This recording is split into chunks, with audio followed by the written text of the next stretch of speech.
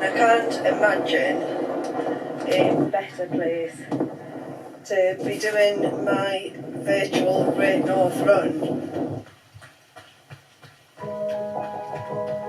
We are the Great North Run, and every one of us is a story. As we stand on the start line on this best of days. We, the thousands, on this most unique of occasions. Smile, and look at that view for inspiration. And we stand alone, but we stand together. I just thought I'd give you a little taste of one of my routes for the Great North Run Challenge. This is Craddock's Castle. We feel this challenge we said was impossible. We feel giddy and excited and nervous and scared. We feel resilient and we feel strong.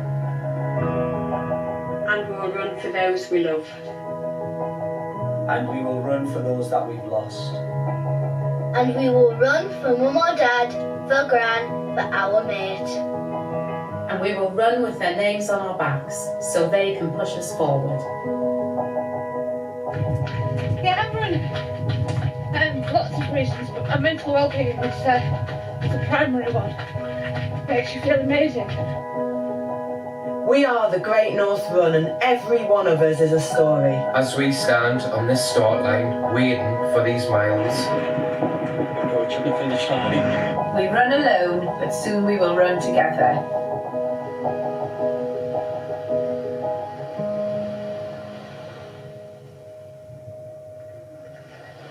Brenda, let's go back to the very beginning and your brainchild and how it all came to be that this thing happened in the first place.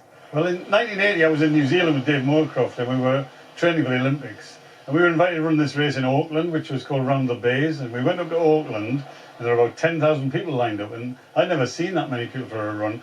And the Prime Minister, Robert Muldoon, was on the starting roster. And I thought, God, this must be a big event, this thing. So we set off, Dave and I, running like hell, and loads of people were in front of us and joining in on the roads. But the essence of it was from Auckland to the seaside, and it was a fantastic event. And when we finished, I said to Dave, tell you what, when I get home after retire after the Olympics, I'm going to organise something like this.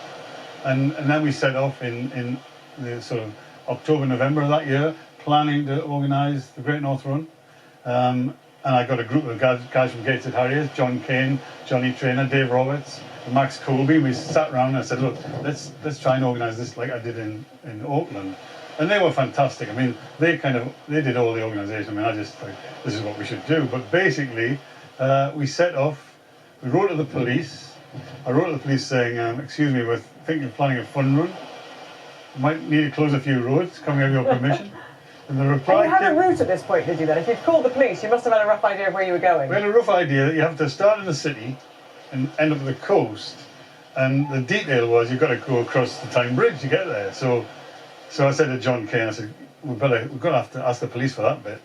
So I wrote to them and they never replied. So we're still waiting for the police to reply to say whether we can have permission to hold the Great North Run. So from then, we were overwhelmed in the first year. We had 12,000 runners. So I was interviewed afterwards and people said, so you're going to do it again? And I said, well, don't have much choice. It wasn't a plan, it wasn't a master plan. I mean, the sights to see today, starting right back in Newcastle, watching the numbers of people taking part and the camaraderie that was existing there, and then to come around the various roundabouts, traffic roundabouts, and to see crowds of people like you would see at a football match. Honestly, I had no idea that the people would take it like this. And the ones who didn't run came along and supported. To be honest, it made me proud to be a Geordie today.